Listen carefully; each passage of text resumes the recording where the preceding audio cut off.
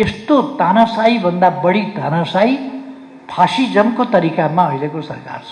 एकजना युवा अभियन्ता कुनै ठाउँको अवलोकन गर्न गए, त्यो सेल्टरको अवलोकन गर्न गए, के को अवलोकन गर्न गए, त्यहाँ अवलोकन गर्न गए बापत पुलिस अत्याचारको पराकाष्ठा घेरेर कुटपिट गर्ने, निर्ममताका साथ कुटपिट गर्ने, गिरफ्तार गर्ने, लछार पछार गर्ने, त्यस प्रकारका क्रियाकलाप भए।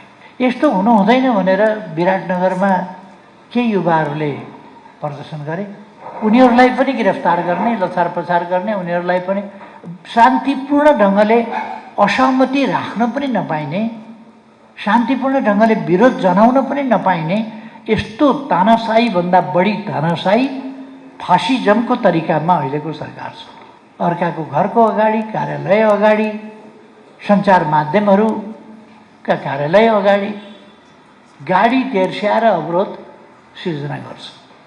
सिभिल ड्रेसमा ट्रेन्ड मान्छेहरू पठाएर आक्रमण गराउने र त्यो पनि सरकारी खर्चमा तालिम दिएर तालिम प्राप्त मान्छेहरू पठाउने, यस उद्योगतिर सरकार लागेको देखिन्छ। यसको तयारी गर्दैछ।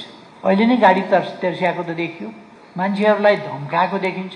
अहिले कोही अलिकति युवाहरूले विरोध गर्यो भने पढ्न पाउँदैनस्, विदेश जान पाउँदैनस्, विदेश गएर पढ्न पाउँदैनस्, जागिर खान पाउँदैनस्, यो गर्न पाउँदैनस्, इस्तिहार जारी हुन्छ।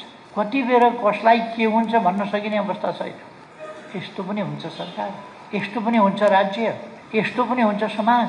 र समाज भाँड्ने, बिथोल्ने, समाजमा अराजकता मचाउने, समाजमा कानुन उल्लङ्घन गर्ने, कानुन नचाहिने, कानुनको बर्खलाफ गर्ने कामको नेतृत्व सरकारले गरिरहेको छ।